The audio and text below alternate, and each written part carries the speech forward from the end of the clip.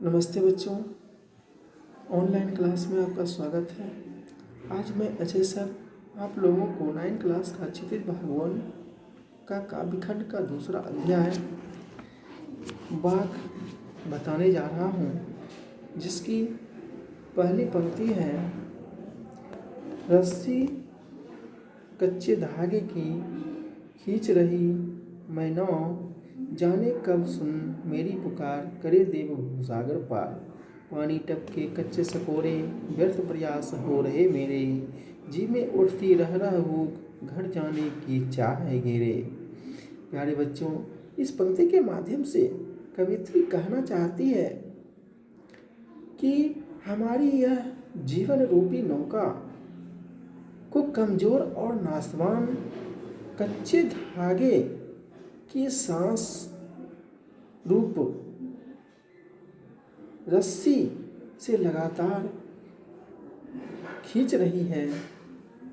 मैं इसे उस पर लगाना चाहती हूँ, पर पता नहीं परमात्मा कब मेरी पुकार सुनेंगे और मुझे दुनिया रूपी सागर को पार कराएंगे। स्वाभाविक रूप से कमजोर कच्चे बर्तन रूपी शरीर से निरंतर पानी टपक रहा है। मेरा जीवन दिन प्रतिदिन घटता ही जा रहा है। मेरी आयु व्यतीत हो रही है, पर मेरे द्वारा परमात्मा को प्राप्त करने के लिए किए गए सभी प्रयास असफल होते जा रहे हैं। मेरे हृदय से रह रहकर पीड़ा भरी आवाज़ उत्पन्न होती है।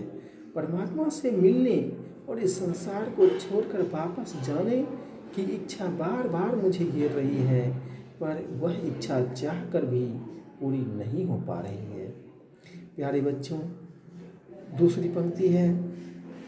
खा खा कर कुछ पाएगा नहीं, नौ खाकर बनेगा अहंकारी, सम खा तभी होगा संभावी, खुलेगी सांकल बंद द्वार की, खुलेगी सांकल बंद द्वार की।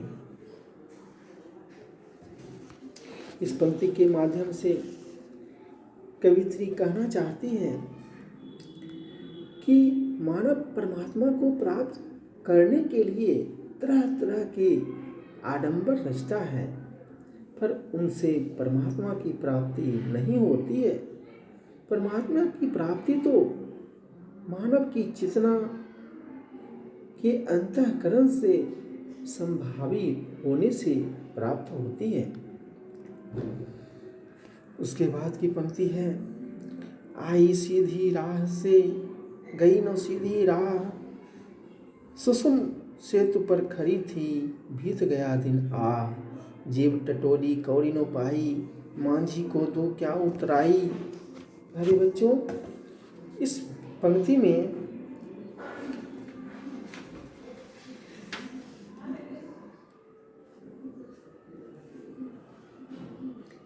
कवित्री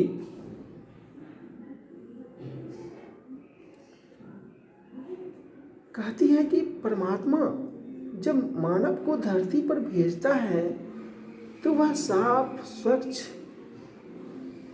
मन का होता है, पर दुनियादारी उसे बिगाड़ देती है। वह सत्कर्मों से दूर हो जाता है, जिस कारण वह अपने मन भयभीत होता है कि परमात्मा के पास वापस जाने पर वह वहाँ क्या बताएगा।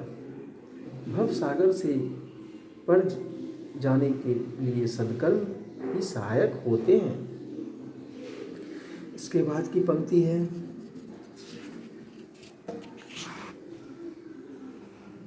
थल थल में बसता है शिवी, भेद न कर क्या हिंदू मुसलमान, ज्ञानी है तो स्वयं को जान, वही है साहिब ये पहचान।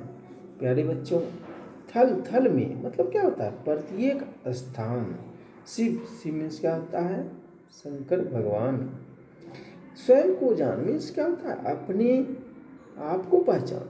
साहिब मतलब स्वामी या ईश्वर। इस पंक्ति के माध्यम से कवि कहते हैं कि शिव तो संसार में सर्वत्र विद्यमान है। प्रभु का स्वरूप तो प्रत्येक वस्तु के कण कण में सिमटा हुआ है। आप चाहे हिंदू हो या मुसलमान, उस परमात्मा को जानने पहचान में अंतर न करो। यदि आप ज्ञानवान हैं तो स्वयं को पहचाने।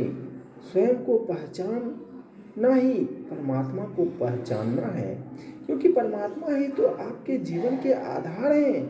वही आपके भीतर की गति का आधार है। प्यारे बच्चों, आज मैं यहीं पर अपनी बातों को समाप्त करता हूँ। धन्यवाद।